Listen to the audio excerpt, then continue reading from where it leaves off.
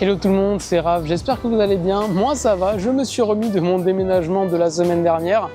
Franchement ça m'avait bien crevé, hein. Si vous n'avez pas vu la vidéo, je vous invite à aller la voir. Elle est vraiment super cool. Vous allez pouvoir voir un petit peu aussi des Shinkansen, le paysage de la campagne japonaise. Et puis également, je vous fais faire un petit tour de mon nouvel appartement si cela vous intéresse. Et bien sûr, le plus important, c'est que j'ai bien galéré cette journée. Il faisait hyper chaud, 90% d'humidité. C'était vraiment atroce et ça m'a bien crevé. Donc franchement, je vous invite à aller voir cette vidéo. Elle est vraiment très sympathique. Donc pour vous donner une petite update sur mon déménagement, donc j'ai réalisé les démarches à la mairie. Donc c'est les mêmes démarches que quand vous venez la première fois au Japon. Donc vous devez aller à la mairie de votre quartier sous 2 semaines pour vous déclarer. À la simple différence que quand vous déménagez, vous devez fournir une notification de déménagement que vous récupérez auprès de votre précédente mairie. Donc dans mon cas, la mairie quand j'étais à Tachikawa, que j'ai fourni à la mairie de mon quartier à Osaka. Et donc là je suis en attente, donc on doit me l'envoyer par la poste, hein. C'est exactement pareil quand vous arrivez la première fois, on doit m'envoyer la carte pour la Hokensho, donc c'est la carte pour la sécurité sociale japonaise, et en fait c'est délivré par la mairie de votre quartier, c'est pour ça que ça change, je pense, à chaque fois que vous déménagez, voilà, tout simplement. Donc après, cette partie où il faut récupérer la notification de déménagement, j'en ai parlé un petit peu brièvement dans la vidéo sur les préparatifs de mon déménagement. Il y a aussi un guide sur les Shinkansen, hein, si jamais ça vous intéresse, vous serez absolument incollable sur le sujet. Je peux vous le garantir parce que mine de rien, il y a quand même beaucoup de choses à savoir et c'est pas forcément très simple. Surtout pour la première fois, hein, c'est un système complètement différent de ce qu'on peut avoir en France. Donc je vous invite à aller voir cette vidéo, ça vous aidera. Que ce soit pour un PVT ou juste pour des vacances, c'est vraiment un tas d'informations qui vous seront très utiles, je peux vous le garantir. Alors vous êtes beaucoup également à me demander quand sortira la vidéo sur tout ce qu'il y a à savoir et tout ce qu'il y a à faire quand vous arriverez sur place au Japon. Donc concernant toutes les démarches à faire à la mairie, concernant la sécurité sociale, il y a aussi la carte My Number, donc pour tout ce qui est imposition et tout ce qui est administratif au Japon. Il y a aussi donc comment créer son compte en banque, comment payer ses factures, et également tout ce qui concerne la pension des retraites au Japon. Donc ça, ne vous inquiétez pas, c'est dans les bacs, hein, je le prépare. C'est juste que j'essaie d'engranger le maximum d'expérience et donc d'informations à vous fournir pour cette vidéo qui sera vraiment assez importante pour vous, je le pense. Mais en attendant que celle-ci sorte, je vous redirige vers le site des PVTistes.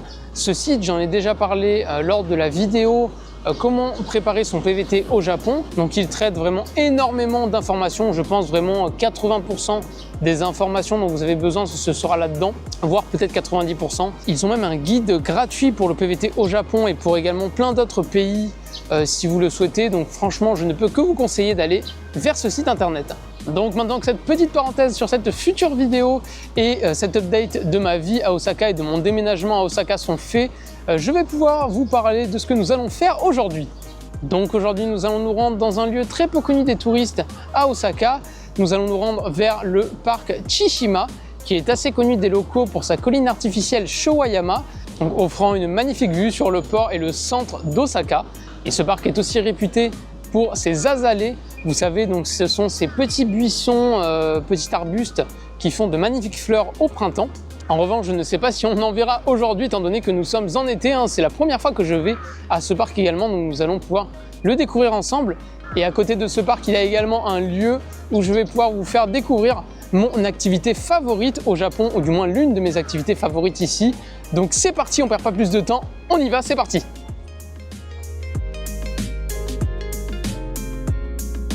Durant ces plusieurs minutes de marche, je vous ai fait quelques plans en passant devant une Shotengai, ces fameuses rues commerçantes couvertes du Japon, ainsi que devant de jolies devantures de restaurants.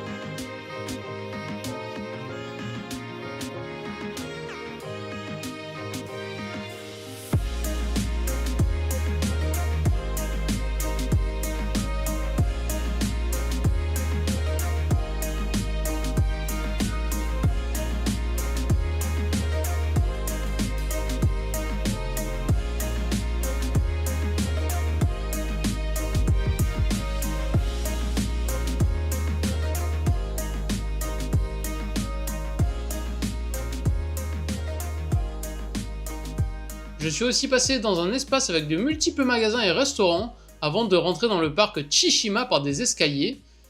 Donc c'est un grand parc où il est assez agréable de se balader, mais rien de spécial quand on le compare à celui de Tachikawa, avec son cours d'eau et ses magnifiques cerisiers en fleurs au printemps que j'ai pu vous montrer dans de précédentes vidéos.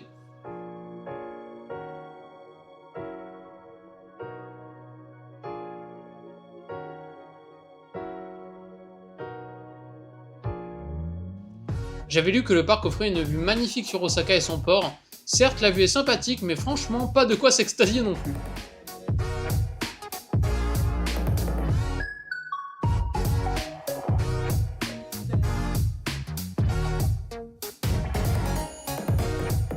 En revanche, le grand fan d'insectes en moi fut ravi de pouvoir admirer toutes ces mues de cigales, mais aussi une des cigales en question de plus près.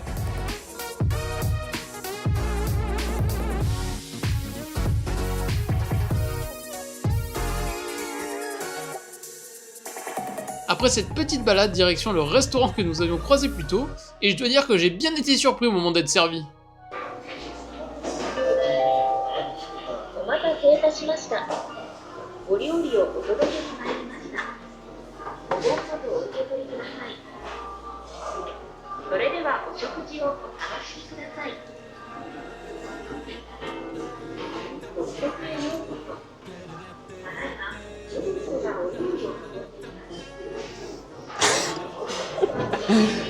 On vit vraiment dans un autre monde là. Oh là là. J'ai commandé un udon avec un poisson pané et plusieurs tempura, dont un à la citrouille, un de mes préférés, et un autre au poulet, et je dois dire que le tout m'a vraiment bien calé. Après tout cela, il est temps d'aller dans un lieu que j'adore au Japon, le Bathing Center. Et toucher des balles, c'est pas évident, alors bien les renvoyer, je vous laisse imaginer.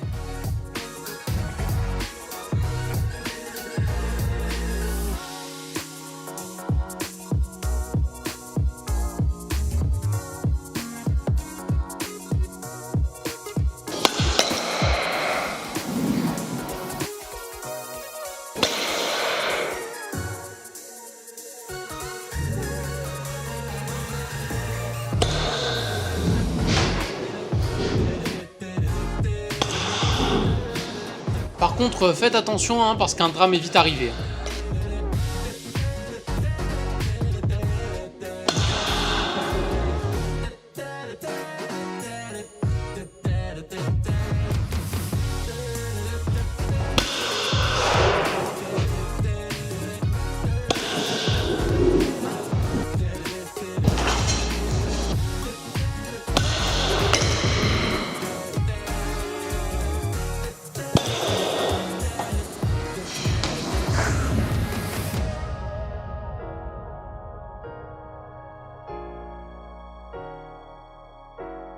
Bon et ben voilà, ça fait une bonne journée mine de rien. Là je suis rentré et quand même il fait assez chaud, on va pas se mentir, la chaleur ici ça crève assez vite, surtout avec cette humidité. Je crois qu'il doit faire à peu près 30 aujourd'hui, mais bon avec l'humidité je peux vous assurer que le ressenti c'est pas 30. Le ressenti c'est pas 30 du tout. Donc du coup eh bien je me suis pris une petite Holonamine C.